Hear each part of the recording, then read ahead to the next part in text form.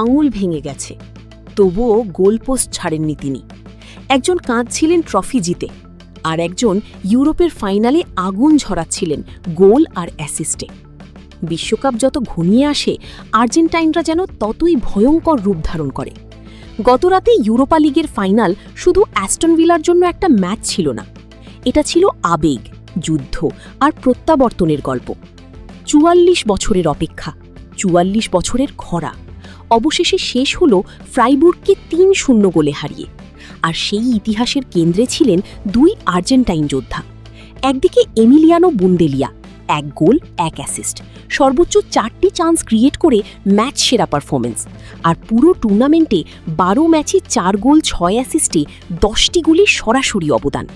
তার দুর্দান্ত নৈপুণ্যে ইউরোপা লিগের ট্রফি উঠল অ্যাস্টন ভিলার হাতে।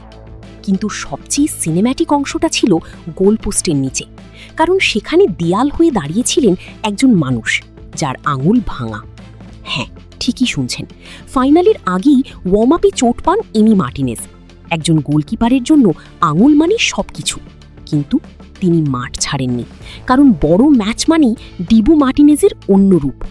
শেষ পর্যন্ত ২টি অবিশ্বাস্য ক্লিনশিট সেভে নিজের জাল অক্ষত রেখে অ্যাস্টন ভিলাকে এনে দিলেন ইউরোপা লিগের ট্রফি।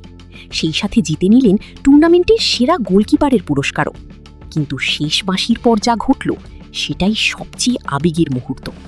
সবাই উদযাপন করছে, স্টেডিয়াম কাঁপছে, আর ক্যামেরা গিয়ে থামে এমি মার্টিনেজের চোখে। তিনি কাঁদছিলেন। হ্যাঁ, ফাইনালে সেই মনস্টার মানসিকতার মানুষটা শিশুর মতো কাঁদছিলেন, কারণ এই ট্রফি শুধু একটা কাপ ছিল না, এটা ছিল বছরের পর বছর জমে থাকা কষ্টের উত্তর। একসময় শোনা যাচ্ছিল তিনি হয়তো অ্যাস্টন ভিলা ছেড়ে চলে যাবেন, কারণ এত চেষ্টা করেও ক্লাবকে বড় ট্রফি এনে দিতে পারছিলেন না। কিন্তু ভাগ্য হয়তো অপেক্ষা করছিল ঠিক এই রাতটার জন্য। ম্যাচ শেষে এমি নিজেই বললেন, ওয়ার্ম আপের সময় আমার আঙুল ভেঙে গেছে, কিন্তু আমি সবসময় বিশ্বাস করি খারাপ কিছুর পিছনেও ভালো কিছু লুকিয়ে থাকে। ভাবুন একবার, একজন গোলকিপার ভাঙা আঙুল নিয়েও ইউরোপের ফাইনালে ক্লিন শিট রাখে। এটাই হয়তো ডিবু মার্টিনেজ। ট্রফি জয়ের পর এমি দৌড়ে গিয়ে বুয়েন্দিয়া আর কোচ উনাই এমেরিকে কাঁধে তুলে পাগলের মতো উদযাপন করলেন, কারণ তারা জানতেন ৪৪ বছর পর অ্যাস্টন ভিলা আবার ইউরোপের মঞ্চে রাজত্ব করছে।